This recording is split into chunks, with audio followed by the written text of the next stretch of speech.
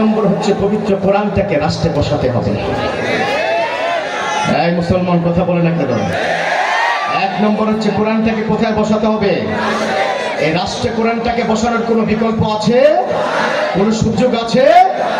দুই নম্বর হচ্ছে আমার বিশ্ব নবীকে জীবনের চাইতে বেশি ভালোবাসতে হবে। আমার নবীর বিরুদ্ধে যদি আর কোন ব্লগার, আর কোন কার্টুনিস্ট, আর কোন প্রথম আলো ডেইলি স্টার, ওই যেগুলো আছে ভারতের রয়ের দালাল, তারা যদি কোরআন বিরোধী কোনো একটা কথা, বিশেষ করে আমার নবীকে নিয়ে কোনো কটূক্তি করে, আর যাই হোক কোন এলাকার মানুষ জীবন দেবে তা জানি না, এই জামগড়া, রূপন, বটতলা, এই প্যান্ডেলের মধ্যে যারা আছে প্রত্যেকটা আমার নবীর জন্য জীবনটা দিয়ে দিতে পারে। কথা বলো ঠিক না? তারা নবীর জন্য জীবন দিবে, হাত উঁচু করে আল্লাহকে দেখে দাও।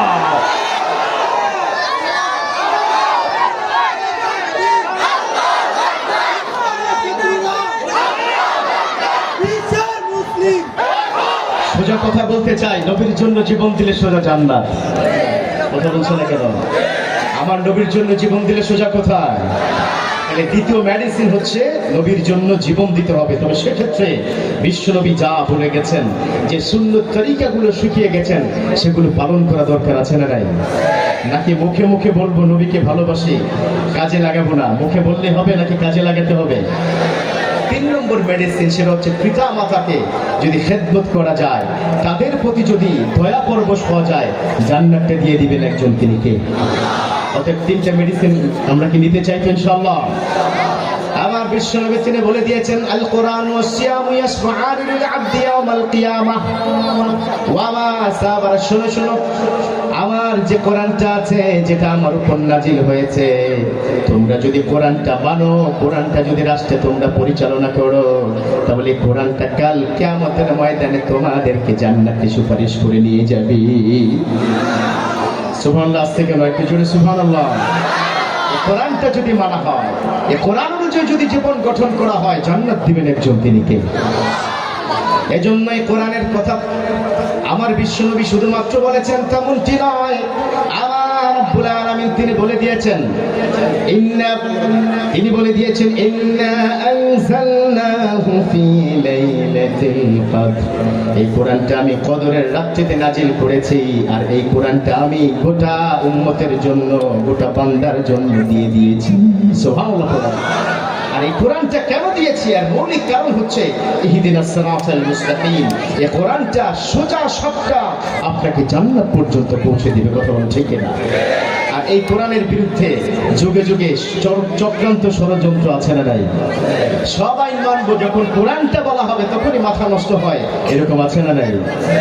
যদি আগুন জ্বেলে ধ্বংস হয়ে যায়, ধ্বংস হয়ে যায়, যদি আগুন জ্বেলে ধ্বংস হয় পৃথিবীর সব বইয়ের দোকান, বিশ্ব থেকে হারাবে না পবিত্র কোরআন, বিশ্ব থেকে হারাবে না পবিত্র কোরআন। ঠিক না?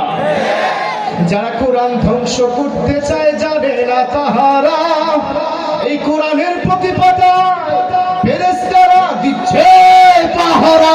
ঠিক না? যারা কোরআন ধ্বংস করতে চায়, জানে না তাহারা এই কোরআনের প্রতিটি পাতায় ফেরেশতারা সদা দিচ্ছে পাহারা। কারণ এই কোরআনটা হলো নবীজির প্রাণ, কোরআন হলো নবীজির প্রাণ, দিয়েছেন আল্লাহ মহান, বিশ্ব থেকে হারাবে না পবিত্র কোরআন, বিশ্ব থেকে হারাবে না পবিত্র কোরআন। ঠিক না? এই কোরআনটাকে চক্রান্ত করে ব্রিটিশ বিরোধী আন্দোলনের পর এই কোরআনটাকে মুছে দেওয়ার জন্য, জ্বালিয়ে দেওয়ার জন্য, তখন ব্রিটিশ যারা ভারত থেকে চলে গিয়েছিল, পালিয়ে গিয়েছিল, তারা যাওয়ার সময় কি বলে গেছে, যে আমাদেরকে তাড়ানোর জন্য মুসলমানরা সবচেয়ে বেশি ভূমিকা রেখেছে। সুবহানাল্লাহ পড়েন না? অতএব যারা সনাতন ধর্মাবলম্বী, আপনাদেরকে বলতে চাই, আপনাদের চাইতে মুসলমানরা ব্রিটিশ বিরোধী আন্দোলনে সবচেয়ে বেশি তারা কিন্তু ভূমিকা রেখেছে। অতএব মুসলমানরা কিন্তু সকল কাজে সবচেয়ে বেশি ভূমিকা রাখে। কথা বলতে ঠিক না? তখন ব্রিটিশ উপনিবেশ যারা ছিল তারা কি বলেছে যে এই মুসলমানদেরকে যদি হারাতে চাও তাহলে ভারতীয় দালালদেরকে বলেছে কোরআনটাকে তোমরা জ্বালিয়ে দাও, পুরো ভারতবর্ষে যত লাইব্রেরি আছে যেখানে যা আছে বা মসজিদে আছে কোরআনটাকে পুড়িয়ে দাও। তার উপর একটা প্রতিবেদন দেওয়া হয়েছিল, নাউজুবিল্লাহ। তখন তারা প্রতিবেদনের উপর স্টাডি করে তারা কিছুদিন পরে, প্রায় 18 দিন পরে প্রতিবেদন দিয়েছে, কোরআনটাকে আমরা জ্বালিয়ে দেওয়ার চক্রান্ত করেছি ঠিক আছে, কিন্তু এই কোরআনটা যারা মুখস্থ করেছে এই বিশ্বে শত শত নয়, হাজার হাজার নয়, লক্ষ লক্ষ হাফেজের কোরআনের ভিতরে কলিজার মধ্যে যে কোরআনটা আছে সেটা আমরা কি করে জ্বালিয়ে দিব? আর সেটা জীবিত থাকলে, একজন হাফেজ থাকলেও কোরআনটায় লক্ষ কোটি প্রিন্ট আউট হবে। কথা বলো ঠিক না? তারা তো জানে না এই কোরআনটাকে হৃদয় থেকে মুছে দিতে পারবে না। বিশেষ করে বাংলাদেশে 45 লক্ষ হাফেজে কোরআন রয়েছে যাদের হৃদয় থেকে কোরআনটা মুছা যাবে, কারণ এই দেশ হাফেজ সালেহ আহমদ তাকরিমের দেশ, ঠিক না? বিশ্বের আন্তর্জাতিক প্রতিযোগিতায় তারা কিন্তু অনেকগুলো আন্তর্জাতিক পুরস্কার পেয়েছে।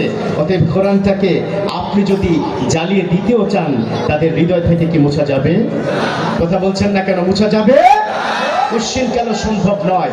অতএব তাদের হৃদয় থেকে কেন আমাদের হৃদয় থেকে কোরআনের একটি হাত মুছা যাবে? কারণ এই কোরআনটা এমন একটা কোরআন, ফেরেশতারা সাধারণত কোরআন তেলাওয়াত করতে পারে না।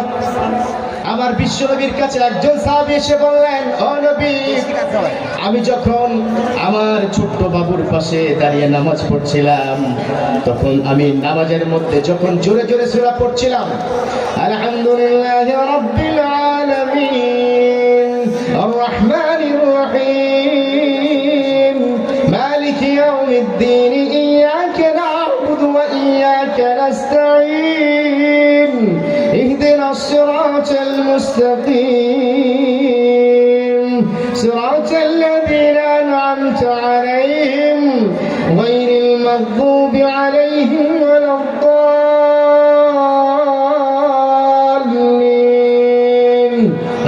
আমিন। ও নবী, যখন আমি এভাবে কোরআন তেলাওয়াত করলাম তখন তাকিয়ে দেখলাম পাশের বিছানা থেকে আমার ছোট্ট বাবুটা চিৎকার করে করে কান্না করছে। আল্লাহু আকবার। বিশ্বনবী সে কান্না করছে কেন?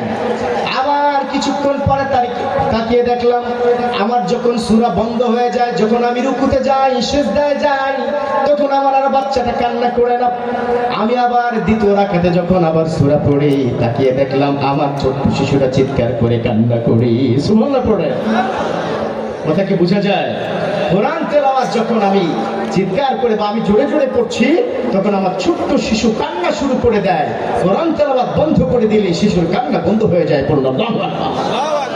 বিশ্বনবী বললেন, তাহলে শোনো শোনো, তুমি যখন কোরআন তেলাওয়াত করছিলা তখন তোমার গালের সাথে একজন সাহাবা, একজন আল্লাহর ফেরেশতা ছিল ডান কানের গালের সাথে। সুবহানাল্লাহ পড়েন।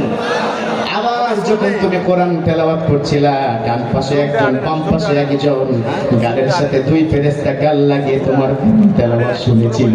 সুবহানাল্লাহ পড়েন। এই জন্য তাদের ধবধবে নূরের মতো আলো তুমি দেখো নাই, তোমার ছোট্ট শিশুকে আল্লাহ দেখিয়ে দিয়েছে। তাদের ভয়ে চিৎকার করে করে শিশুটা কান্না করছে। আরো আসতে সুবহানাল্লাহ। বাড়িতে গিয়ে সুবহানাল্লাহ। আচ্ছা, শব্দটা কেন কমে গেল আমি জানি না। আপনারা কি কষ্ট পাচ্ছেন আমার বয়ানে? রাগ হচ্ছেন? একটা ছোট্ট গল্প শেয়ার করতে চাই যারা সুবহানাল্লাহ পড়েন না তাদের জন্য। আমাদের জামগড়ার আশেপাশে কি আখেত আছে নাকি? আখেত ছিলেন তো আপনারা? আচ্ছা, আখেতের মধ্যে দুষ্ট কিছু যুবক আছে যারা সুযোগ পেলে আখ চুরি করে, এরকম আছে না নাই? এখানে দু চারটা আছে নাকি এরকম? যুবকরা চান্স পেলে অন্যের ক্ষেতের শশা কিংবা এরকম ফল ফলাদি তারা চুরি করে। এরকম ছোটবেলায় বা 20-25 বছরে এই দুর্ঘটনা আমাদের অনেকেই কি ঘটাইছে।